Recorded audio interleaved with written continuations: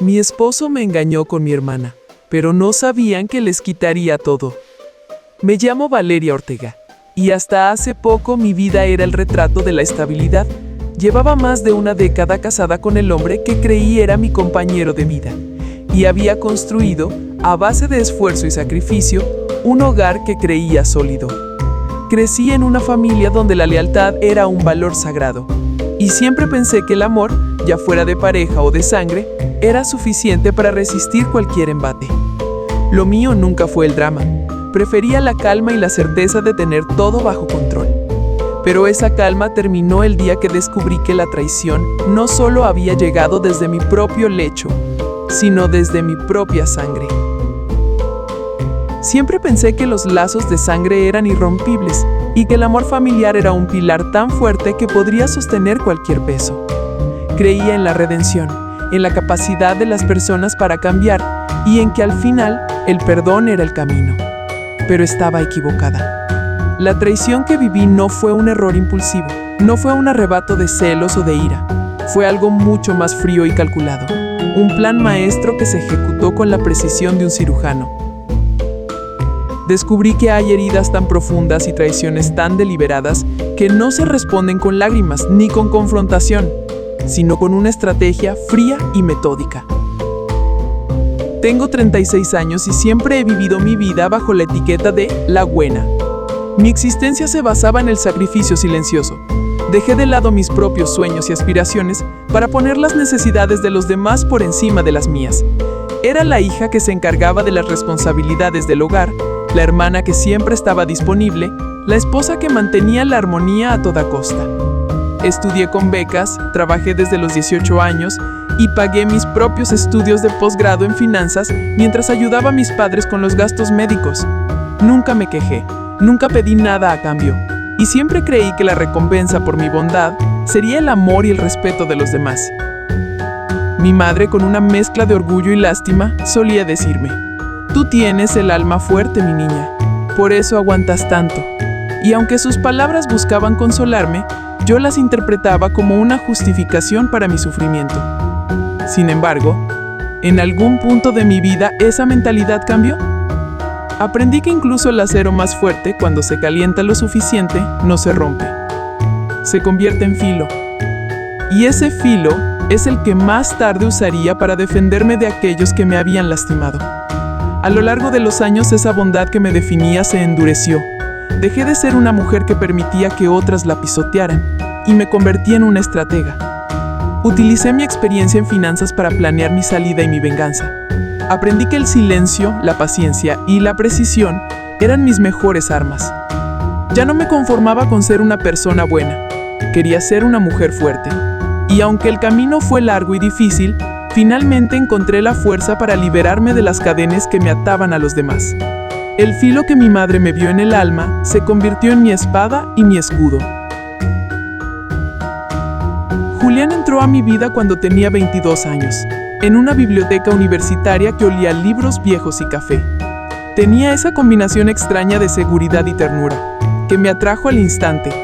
Él era un joven prometedor en la carrera de Derecho, un futuro abogado brillante.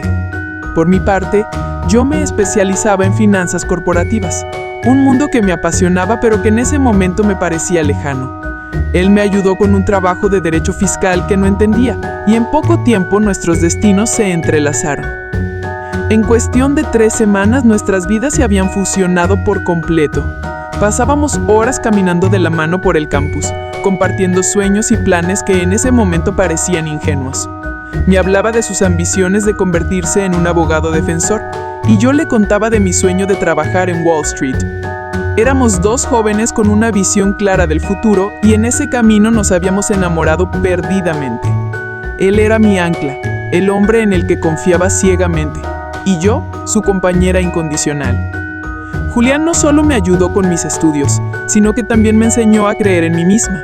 Me hizo sentir que mis sueños eran tan importantes como los suyos. Su apoyo incondicional me dio la confianza para perseguir mis metas y la ternura de sus palabras me hizo sentir que a pesar de los desafíos, siempre habría un lugar seguro a su lado. Era una conexión profunda, una que sentía que duraría para siempre. Sin embargo, El tiempo me enseñaría que incluso los pilares más sólidos pueden derrumbarse. Nuestras vidas se fusionaron por completo. Graduamos juntos y mientras Julián se especializaba en derecho corporativo, yo me convertía en una diseñadora financiera de alto nivel. Con la visión y la pasión que nos caracterizaba, creamos una pequeña firma de consultoría llamada Ars Magna. Él eligió el nombre porque significaba el gran arte, y ambos creíamos que lo que estábamos construyendo era una verdadera obra maestra, el resultado de nuestro esfuerzo y amor. Aprovechando mis conocimientos en finanzas, decidimos invertir en bienes raíces. Comprábamos propiedades que necesitaban restauración y las revendíamos. En 6 años, ya teníamos 5 propiedades en nuestro portafolio. Una empresa rentable que nos permitía vivir holgadamente, viajes por Europa y un plan de fertilidad en curso. La vida que siempre habíamos soñado, la vida perfecta, diría cualquiera. Nuestra relación no solo era un proyecto de vida en común, sino también una sociedad de negocios exitosa. La sinergia entre el conocimiento de Julián en derecho corporativo y el mío en finanzas nos permitió construir un imperio que crecía a pasos agigantados.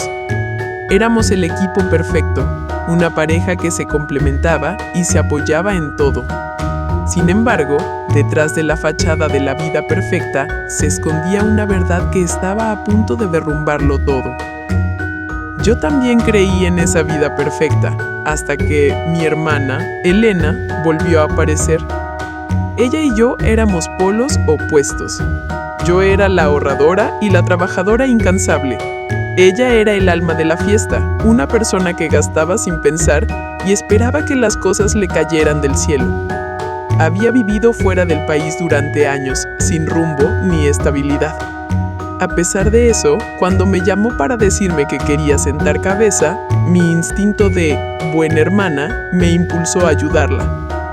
La invité a vivir en la casa de huéspedes de una de nuestras propiedades, con la idea de que se reorganizara y encontrara su camino. Le abrí las puertas de mi casa y de mi vida con una confianza ciega, sin imaginar que estaba invitando al caos. Al abrirle las puertas de mi casa, también le abrí las puertas de mi matrimonio. Sin saberlo, había invitado a la serpiente al jardín. Mi bondad y mi deseo de ayudarla se convirtieron en mi perdición, ya que en lugar de encontrar un refugio, mi casa se convirtió en el escenario de una traición. La vida que tanto me había costado construir estaba a punto de desmoronarse por completo. Daniela, mi hermana menor, era una arquitecta de talento extraordinario, pero su vida era un caos. Mientras yo construía mi vida con un plan meticuloso, ella vivía al límite, tomando riesgos y dejando que la corriente la llevara. Sus diseños eran impresionantes, pero sus proyectos siempre terminaban cayéndose por detalles que ella consideraba insignificantes. Vivía en un ciclo de mudanzas abruptas, relaciones intensas que se quemaban en meses y rupturas dramáticas que siempre me tocaba mediar. Yo, como hermana mayor, me había convencido de que era mi responsabilidad protegerla de sus propios desastres. Sin embargo, no me di cuenta de que al hacerlo me estaba perdiendo a mí misma. A pesar de su caos, la quería. Siempre la vi como alguien a quien debía sacar de cada lío, la persona a la que yo, la hermana mayor, debía proteger. En el fondo, me había convencido de que mi valor se basaba en mi capacidad para rescatarla. No me daba cuenta de que al hacerlo, me había convertido en su guardiana y en su víctima. Una tarde, una llamada me sacudió. La voz de Daniela, rota por el llanto, me pedía un favor. Acababa de ser despedida de su último trabajo, un proyecto que parecía prometedor. Sin dudarlo, y con el mismo instinto que me había llevado a cuidarla desde la infancia, le ofrecí quedarse unos meses con nosotros. «Claro que sí, esta es tu casa», le dije, sin sospechar que esas palabras sellarían el destino de mi matrimonio y que en pocas semanas haría suya no solo mi casa, sino mi cama. Para hacerla sentir bienvenida, le cedimos la habitación de huéspedes con vistas al jardín. Un espacio que habíamos diseñado con mucho amor. Era una habitación especial para nosotros, ya que la habíamos creado pensando en la futura familia que esperábamos. La había llenado de libros y de detalles que sabía que le gustarían. La ironía de esa elección me golpearía meses después con la fuerza de un huracán. La habitación que había diseñado para la vida que soñaba se convertiría en el escenario de la traición que estaba a punto de destruir mi vida. Con la llegada de Daniela, mi vida cambió por completo. La rutina de mi matrimonio se rompió y un velo de misterio y de incomodidad se instaló en mi casa. Los pequeños detalles que antes ignoraba, ahora me hacían sentir que algo estaba mal. Sin embargo, mi ceguera emocional me impedía ver la verdad. No me di cuenta de que la persona que había jurado proteger era la misma que me estaba traicionando, y que el amor que sentía por ella se convertiría en la fuente de mi mayor dolor. Al principio todo se sentía como en los mejores tiempos de nuestra infancia. Las noches de charlas en la cocina se extendían hasta la madrugada, y las risas compartidas en las cenas llenaban la casa de una calidez que me había hecho extrañar. Lo que antes era ver series en pareja en el sillón, se convirtió en un trío. Julián se mostraba cortés y atento con ella, algo que yo, en mi ingenuidad, atribuía a su naturaleza de buen anfitrión. Pero con el paso de las semanas empecé a notar cosas extrañas. Eran detalles pequeños, sutiles, casi invisibles, pero se acumulaban como arena en la grieta de un vaso. Las miradas que se lanzaban, las sonrisas cómplices, los chistes que solo ellos entendían. Sentía que me estaba volviendo paranoica, que mi mente me jugaba malas pasadas, pero en el fondo sabía que algo estaba mal.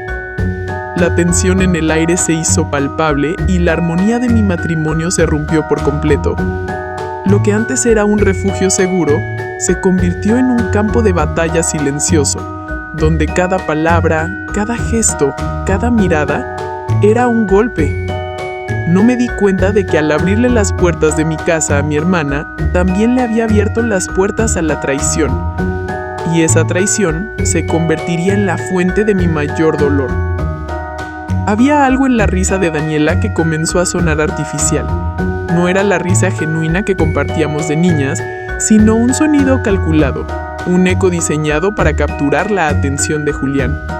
Se volvía más fuerte, más melodiosa, y siempre tenía una cadencia especial cuando él hacía un chiste, aunque no fuera particularmente gracioso. Era una risa que buscaba su aprobación, que no me incluía y que me hacía sentir como si estuviera presenciando una obra de teatro donde yo no tenía papel. El cambio en su rutina de belleza fue otro indicio sutil pero indiscutible. Daniela, que siempre había preferido un look más natural, de repente se maquillaba con esmero incluso para quedarse en casa. Elegía labiales vibrantes y sombras de ojos que antes reservaba para sus noches de fiesta. Se ponía vestidos que acentuaban su figura y perfumes que llenaban la casa de un aroma que antes era ajeno a mi vida. Su casa se había convertido en un escenario, y yo, sin saberlo, era la única espectadora que no entendía la trama.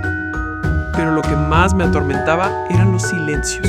Silencios tensos que se instalaban en la habitación cada vez que yo entraba y los encontraba ellos dos juntos. Un silencio que no era de paz, sino de una complicidad interrumpida, de una conversación que se había congelado en el aire. Sus cuerpos se separaban apenas 1 milímetro, sus sonrisas se borraban de sus rostros y una culpa palpable llenaba el espacio entre nosotros. Era un silencio que me decía más que 1000 palabras.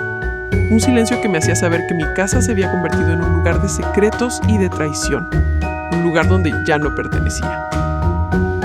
Y por encima de todo, había ese instinto que las mujeres tenemos, ese sexto sentido que no grita, pero muerde con una fuerza silenciosa. Era una alarma interna que se disparaba cada vez que los veía compartir una mirada que me excluía, un código secreto que solo ellos entendían.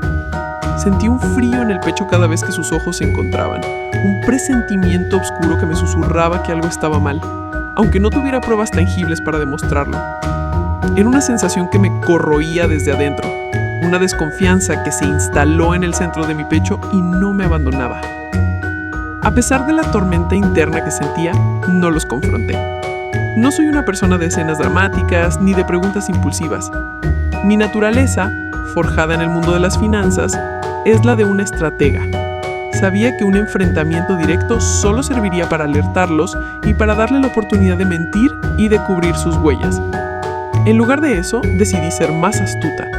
Me convertí en una observadora silenciosa, una detective en mi propia casa, recolectando cada pieza del rompecabezas con una paciencia que me asustaba. Sabía que para ganar esta batalla tenía que ser más inteligente que ellos. Mi venganza no sería un acto de ira, sino una muestra de ingenio. Utilicé mis conocimientos de finanzas para rastrear cada movimiento, cada gasto, cada transacción. Me convertí en una sombra en mi propia vida, esperando el momento adecuado para actuar. Mi objetivo no era solo exponer su traición, sino también desmantelar cada una de sus mentiras, dejando su relación al descubierto y mi corazón a salvo. Y con esa determinación, me preparé para el juego final. Primero llegó la calma que precede a la tormenta. Lejos de la ira y el drama que podrían haber esperado, mi mente se puso en modo de investigación forense. Con la excusa de optimizar nuestra red para la empresa, instalé un sistema en el router que me permitía monitorear el flujo de datos entre todos los dispositivos conectados. En menos de una semana, los registros de conexión me arrojaron una verdad que me heló la sangre. El teléfono de Daniela y el de Julián intercambiaban datos a deshoras, mucho más que cualquier otro dispositivo en la red. Eran horas enteras de comunicación silenciosa, un flujo constante de mensajes, fotos y videos que no dejaba lugar a dudas.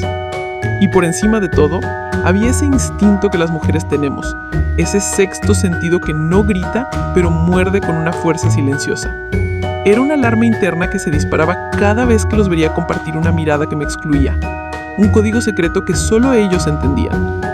Sentí un frío en el pecho cada vez que sus ojos se encontraban, un presentimiento oscuro que me susurraba que algo estaba mal, aunque no tuviera pruebas tangibles para demostrarlo. Era una sensación que me corroía desde adentro, una desconfianza que se instaló en el centro de mi pecho y no me abandonaba. A pesar de la tormenta interna que sentía, no los confronté. No soy una persona de escenas dramáticas ni de preguntas impulsivas. Mi naturaleza, forjada en el mundo de las finanzas, es la de una estratega. Sabía que un enfrentamiento directo solo serviría para alertarlos y para darles la oportunidad de mentir y de cubrir sus huellas.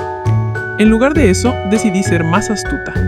Me convertí en una observadora silenciosa, una detective en mi propia casa, recolectando cada pieza del rompecabezas con una paciencia que me asustaba. Sabía que para ganar esta batalla tenía que ser más inteligente que ellos. Mi venganza no sería un acto de ira, sino una muestra de ingenio.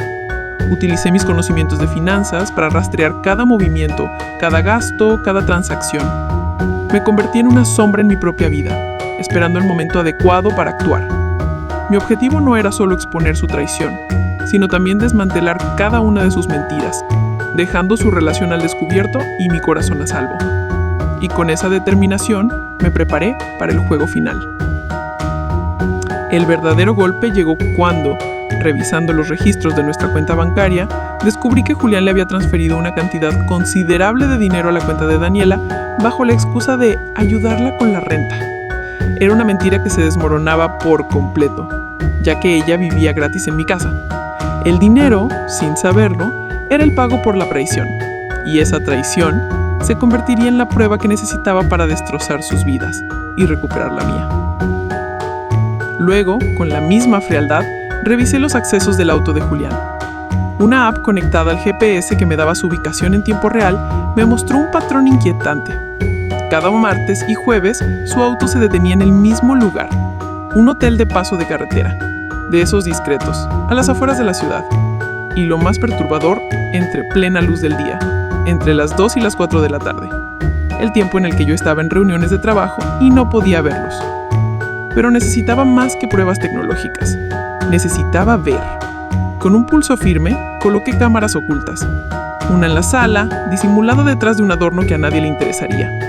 Otra en el pasillo, en la esquina de un cuadro familiar para registrar su entrada y salida de las habitaciones. Y la más importante de todas, la más invasiva, en el peluche que yo le había regalado a Daniela cuando era niña. Un oso de peluche que ahora estaba en su cuarto de huéspedes, apuntando a la cama. Y ahí, en mi propia casa, en la pantalla de mi teléfono, estaban, usando mi casa como su motel, Bebían el vino que Julián y yo habíamos guardado para celebrar nuestro aniversario. Se tocaban, se besaban, reían de chistes internos que yo no entendía, usando el mismo sisón en el que yo me acurrucaba con Julián para ver series. Usaban mi ropa. Vi a mi hermana con una de mis batas de seda, esa que usaba cuando Julián y yo teníamos una noche romántica. Y lo más escabroso, la cámara en el peluche me mostró la cruda verdad en mi cama. Ese instante, mi mundo se convirtió en su motel. Mi hogar profanado. Mi vida destruida. Mis sueños convertidos en una broma cruel. El dolor que hasta entonces había sido un zumbido zurdo en el pecho se convirtió en una punzada aguda.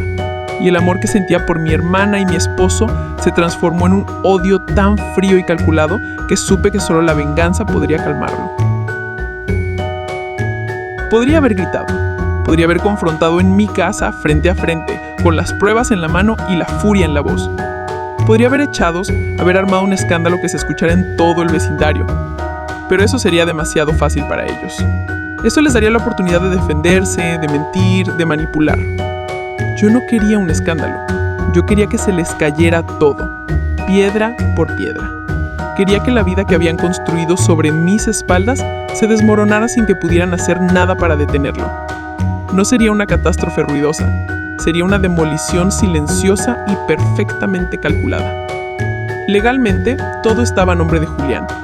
Las cuentas bancarias, los autos de lujo, las 5 propiedades que nos daban seguridad y, lo más importante, la parte mayoritaria de nuestra firma consultora, Ars Magna. Él tenía el control nominal, el título en papel, pero en la práctica yo había construido cada estructura legal con mi conocimiento en finanzas y derecho fiscal. Yo redacté los fideicomisos, yo diseñé las sociedades, y muchas de ellas tenían cláusulas que él, confiando ciegamente en mí, había firmado sin leer a fondo. Cláusulas de delegación operativa, donde él me había cedido funciones para agilidad fiscal.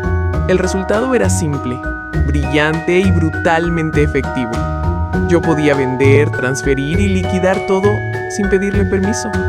Podía vaciar las cuentas compartidas y vender los bienes raíces. Y eso fue exactamente lo que hice.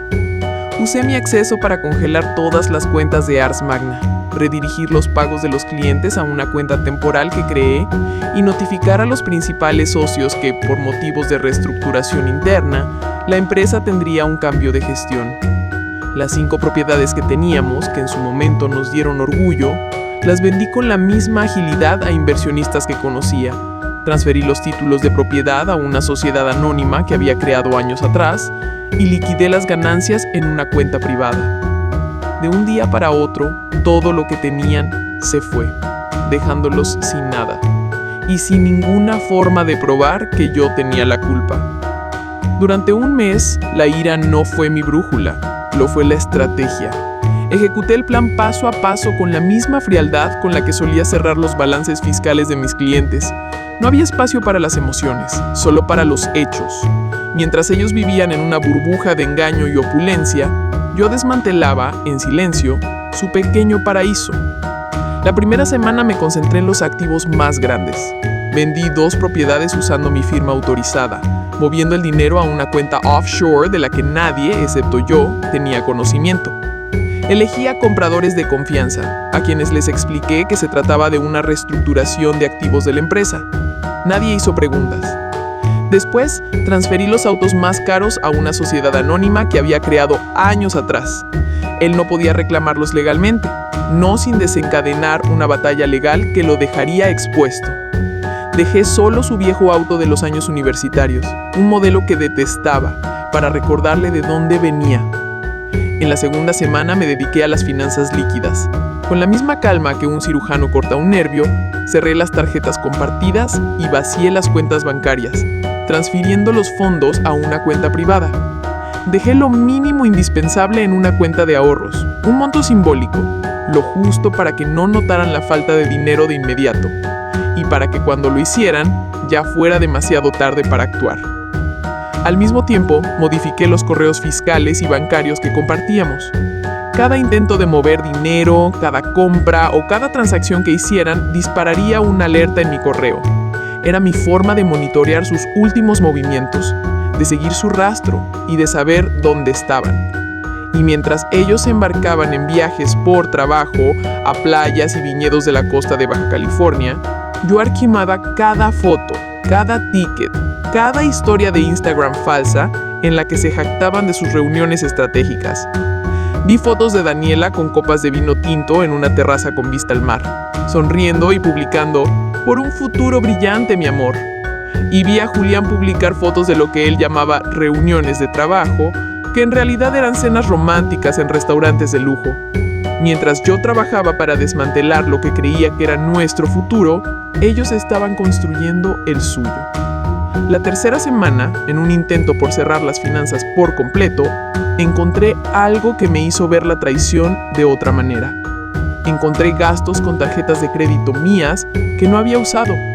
Ropa de diseñador, estancias en hoteles caros, vino importado y lo peor, que fue la gota que derramó el vaso, fue el descubrimiento de facturas falsas que Daniela había emitido desde su antiguo empleo usando mi RFC para justificar ingresos de nuestros negocios.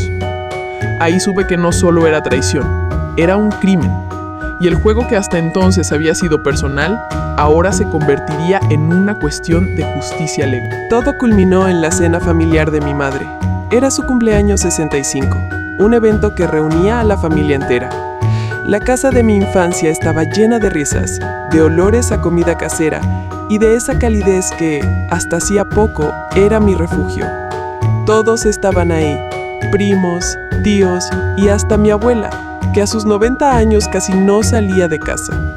Yo me senté en la mesa, sonriendo, como la hija ejemplar que siempre fui. Pero mi corazón era un puño de hielo. Daniela llegó con su vestido nuevo, unas joyas discretas pero de un precio exorbitante que yo reconocí por las transacciones de las tarjetas que ella creía que yo no veía. Julián, con su traje de abogado top, que le había regalado yo para su último cumpleaños, entró en el comedor con una sonrisa arrogante. Se sentaron juntos en la cabecera de la mesa, un lugar que tradicionalmente estaba reservado para los esposos.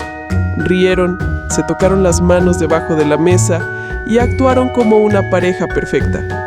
La hipocresía me quemaba por dentro. En medio de una pausa en la conversación, Daniela, con un aire de superioridad, me lanzó una indirecta. ¿No estás cansada de ser siempre tan correcta?, me preguntó con una sonrisa burlona. La sala entera se quedó en silencio. Todos esperaban una respuesta mía. Julián soltó una carcajada fuerte y patronal. Mi esposa ya debe tener programado qué vamos a almorzar en 2030, dijo, y varios de mis parientes rieron, sin saber que se reían de mi humillación. Ese fue el momento. El ayo se volvió espeso y silencioso, como la calma que precede a la tormenta. Yo levanté mi copa de vino con una mano que no temblaba. Solo quiero brindar por la familia, dije, con la voz serena, y luego mi voz se endureció. Y por las verdades que nunca se dicen en voz alta, pero que todos deberían escuchar. Saqué mi teléfono. Las risas y los murmullos se apagaron. Lo conecté al proyector del salón, el que mis padres usaban para ver películas antiguas. La imagen apareció, no de una película, sino de la vida real. Video 1. Daniela y Julián besándose en mi cocina, con una intimidad que me revolvió el estómago. La fecha y hora exacta parpadeaban en la esquina. Video 2. Saliendo del cuarto de huéspedes. La cámara en el peluche que le había regalado a Daniela, mostrando la cama desordenada, la ropa tirada en el suelo. La sala entera contuvo el aliento. Capturas de pantalla, documentos y tickets, reservas de hotel a nombre de Julián. Transacciones de ropa y joyas con mi tarjeta, una foto de Daniela usando una de mis batas. Todo bajo el título La verdad de la infidelidad. Audio. Una grabación en la que se escuchaba a Julián y Daniela riendo. Después de que Valeria se entere, nos vamos a otro país y vendemos todo. Ella ni cuenta se da. Dejamos la casa, no te preocupes. Ella ni cuenta se da. Está ocupada siendo perfecta. Y la empresa ya no es suya, ahora es nuestra. Con el dinero del negocio, nos vamos a Europa y nos olvidamos de todo. el dinero es nuestro y ella ya no puede hacer nada. La voz de mi abuela fue lo único que rompió el silencio. Se tapó la boca y se le escapó un sollozo. Mi madre se tapó la cara. Mi padre me miró con una mezcla de horror y desolación. Julián se puso de pie de un salto, furioso. ¡Estás loca! ¡No puedes! ¡No puedes hacer esto!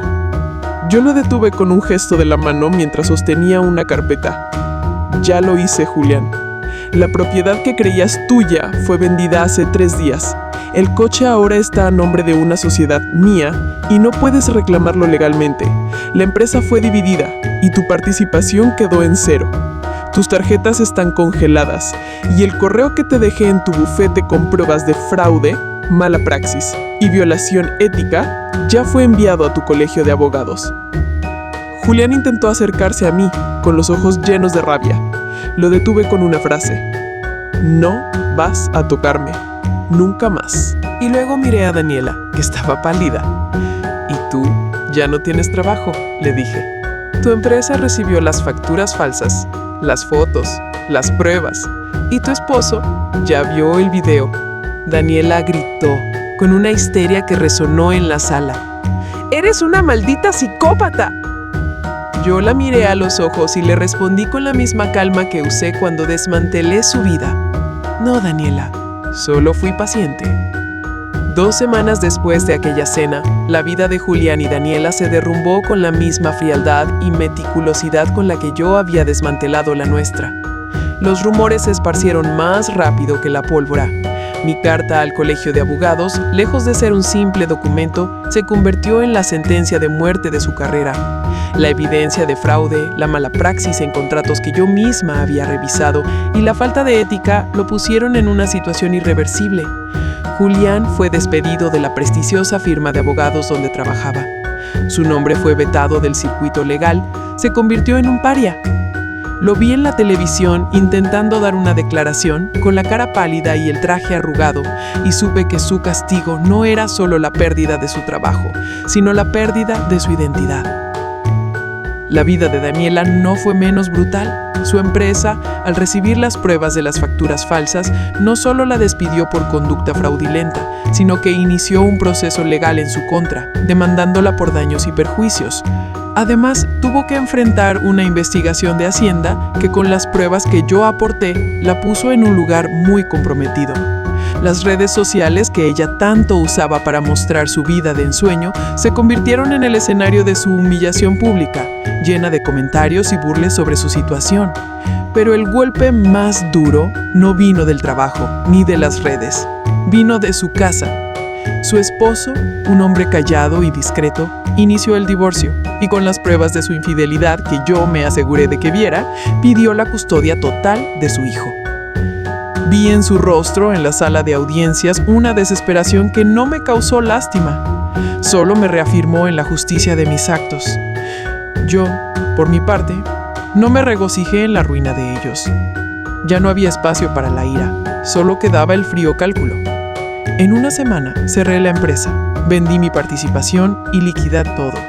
Vendí el departamento que habíamos decorado juntos y cada recuerdo, cada foto, cada mueble se sintieron como un peso que debía dejar atrás. Y me mudé.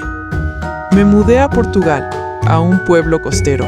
Ahora vivo en una casa frente al mar, con ventanas abiertas y aire limpio. Trabajo como asesora remota para una empresa de tecnología, con un horario flexible que me permite disfrutar mi nueva vida. Leo, pinto, camino descalza por la playa sintiendo la arena entre mis dedos, y no he vuelto a mirar atrás. ¿Fui despiadada? No. ¿Fui meticulosa? ¿Fui una psicópata? No. Fui paciente. No los destruí. Solo los dejé frente al espejo de sus propias acciones, sin excusas, sin poder escapar. Porque cuando te apuñalan por la espalda, no basta con sobrevivir. Tienes que hacer que se arrepientan de haberte dado la espalda por el resto de su vida.